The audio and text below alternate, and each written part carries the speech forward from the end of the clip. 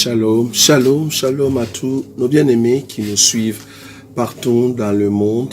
Que la grâce de notre Seigneur Jésus vous soit accordée partout où vous vous trouvez. C'est votre frère Roger Buleli Isaac. Nous sommes de l'Assemblée des élus de Bruxelles, ici en Belgique. Nous venons encore partager avec vous cette série de 10-15 minutes afin que toute personne qui nous écoute ait la possibilité, en lisant un verset, de ressortir Christ. Le but de ces séries de courses et d'exhortations ou de courtes prédications est que toute personne qui nous écoute, toute personne qui lit un verset dans la Bible puisse être en mesure de ressortir Christ dans les Écritures.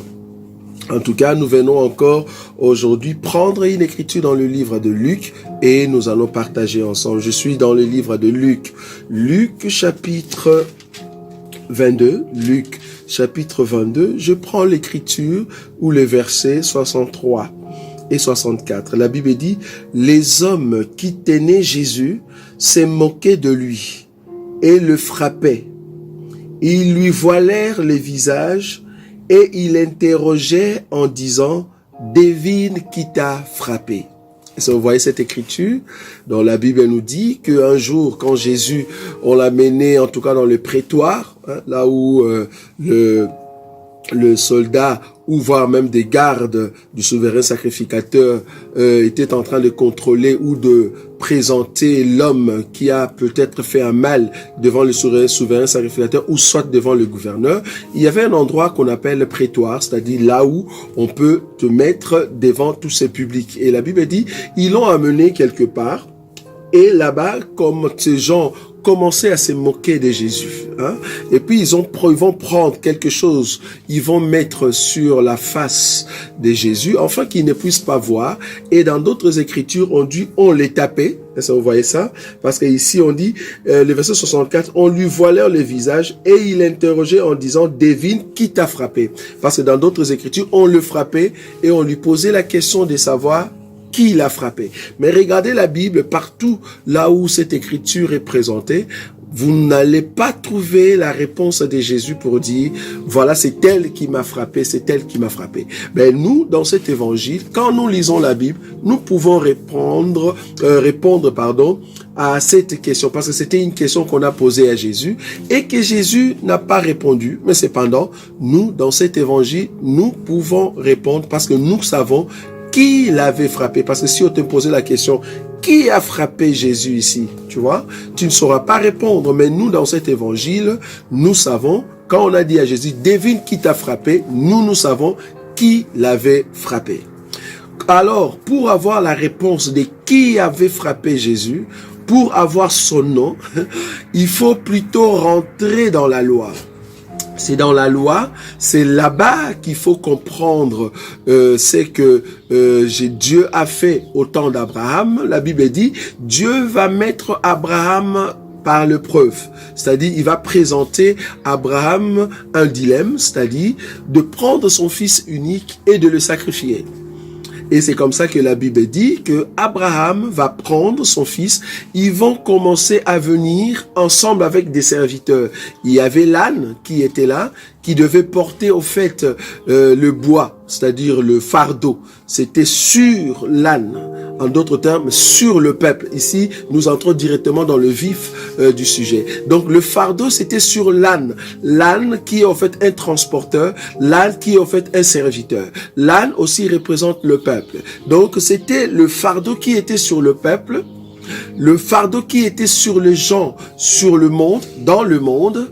Et la Bible dit qu'il y avait aussi des serviteurs, les deux serviteurs, qui étaient avec Abraham et qui venaient ensemble, n'est-ce pas, jusqu'à la montagne, là où Abraham et Isaac devaient monter seuls. Et la Bible dit devant la montagne, là où on devait sacrifier Isaac, Abraham va prendre Isaac, il dit au serviteur d'attendre.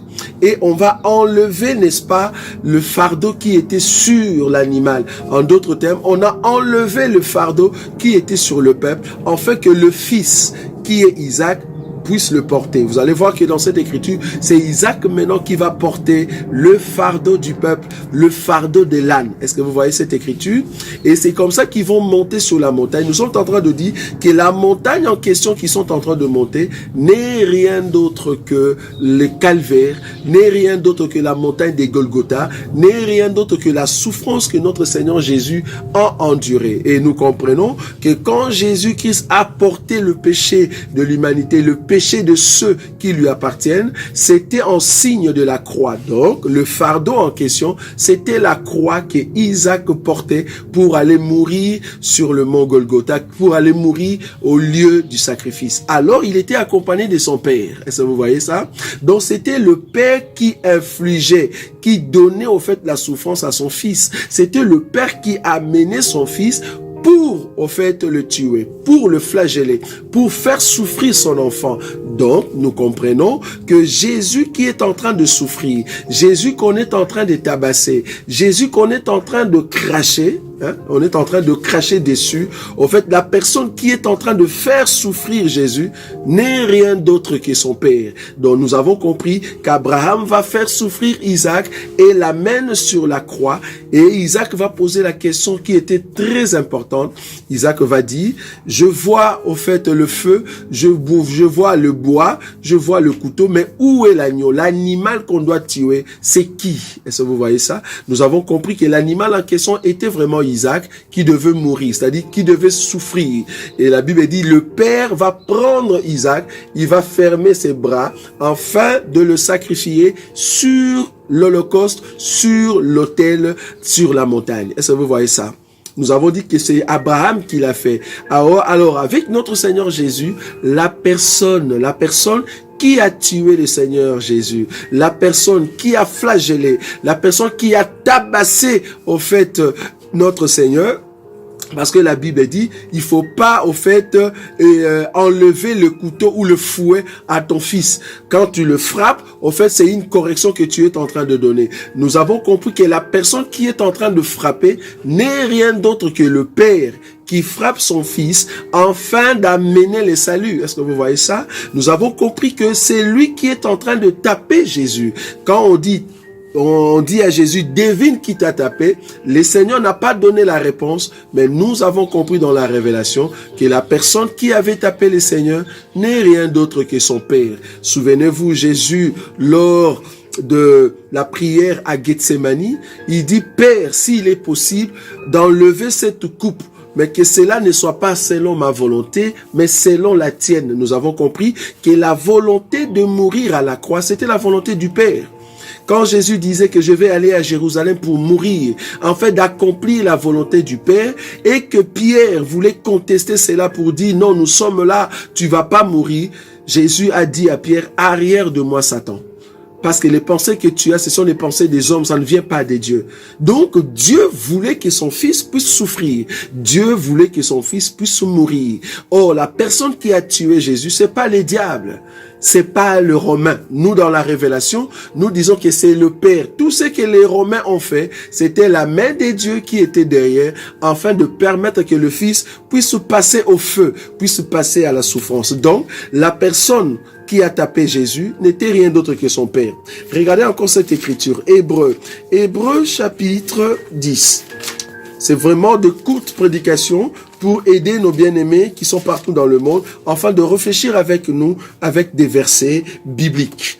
Hébreux chapitre 10, je prends le verset 5. La Bible dit, c'est pourquoi Christ, entrant dans le monde, dit, tu n'as voulu ni sacrifice ni offrande, mais tu m'as formé un corps. Tu n'as agréé ni holocauste ni sacrifice pour le péché. Alors j'ai dit, voici je viens, dans le rouleau du livre, il est question de moi pour faire, ô Dieu, ta volonté. Voici je viens pour faire, ô Dieu, ta volonté. La volonté c'était quoi? La volonté c'était que le Fils soit l'offrande. Le Fils soit l'animal qu'on va tuer sur la croix, sur l'autel. C'est le Père qui doit tuer son Fils. Est-ce que vous voyez? Donc c'est le Père qui avait frappé son Fils. C'est le Père qui avait mis de cordes.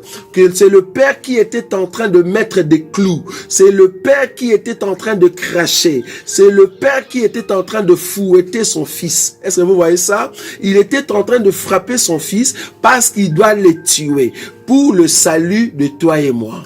Est-ce que vous voyez la grâce? C'est ce que nous appelons la grâce. Le Père a décidé de tuer son fils, de frapper son fils pour que toi et moi nous puissions être sauvés. C'est pour cela, n'abandonne pas ta foi. C'est pour cela, ne méprise pas la grâce, car Dieu nous fait la grâce. Il a fait souffrir son fils unique, afin que toi et moi nous ayons la vie. Il a préféré de le tuer. Il a préféré de le frapper pour que tu puisses avoir le salut, la grâce de Dieu. C'est pour ça que nous te disons, garde le don, garde le temps de la grâce, garde le mandat, garde la parole que tu as, jusqu'à ce que le Seigneur revienne, parce qu'il a accepté d'être frappé par son Père, afin que toi tu aies la vie. Pour que nous aussi, nous qui étions autrefois frappés par les diables, frappés par le péché, frappés par la malédiction, pour que nous soyons plus frappés. C'est pour cela qu'il a accepté d'être frappé par son Père, afin que nous soyons libres en sa parole. Voilà un peu ce que nous avions à vous dire, parce que Jésus, c'est lui au fait qui a accepté d'être flagellé, frappé par son Père. C'est lui au fait qui a accepté de mourir à la croix. Nous avons deviné que c'est lui qui a frappé le Seigneur Jésus, c'est son Père. Il s'appelle Éternel des armées, les Christ, les dieux qui n'a ni commencement ni fin, l'Esprit éternel qui est venu un jour dans les corps que nous appelons Jésus-Christ. C'est au fait au Christ qui a frappé Jésus. Voilà là où nous voulions quand même en revenir. C'est Christ qui a frappé Jésus. Jésus, c'est le corps que le Christ a pris dans les temps. Le Christ, c'est l'Esprit éternel qui vient depuis l'éternité et qui, dans les temps, il va prendre un corps afin de mourir à la croix par son propre sang, le sang de la justice, le sang d'innocent, le sang pur qui puisse sauver l'humanité. Voilà un peu cette prédication que nous voulions vous donner afin que vous puissiez comprendre les Écritures dans sa profondeur. Nous sommes Assemblée des élus de Bruxelles. Nous nous réunissons chaque jeudi à partir de 18h30 jusqu'à 20h30 et chaque dimanche à partir de 16h jusqu'à 18h30 sur Chaussée de Mons, numéro 244 1070 Anderlecht, ici à Bruxelles. Donc c'est tout près de Abattoir Clémenceau. Si vous descendez sur ce métro Clémenceau, vous allez nous trouver et nous sommes là.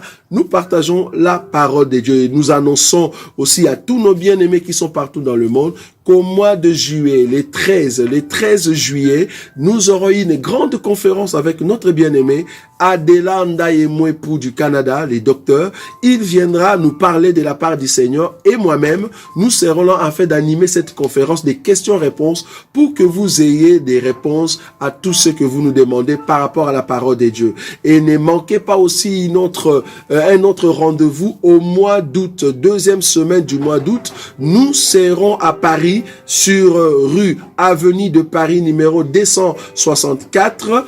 Villeneuve-Saint-Georges. Là-bas, nous serons aussi avec les docteurs Adela Ndaye-Mwepu et moi-même. Nous allons parler de la part du Seigneur. Ne manquez pas ces deux rendez-vous, le 13 juillet et la deuxième semaine du mois d'août sur rue Avenue de Paris 264 Villeneuve-Saint-Georges en France et le 13 juillet ici en Belgique Chaussée de Mons numéro 244 1070 Anderlecht. Dieu ne manquera pas de vous bénir. En tout cas, vous êtes les bienvenus au milieu de nous, dans nos cultes, dans nos réunions, afin de nous poser des questions et de grandir dans la foi. Continuez à suivre nos émissions. Ne manquez pas.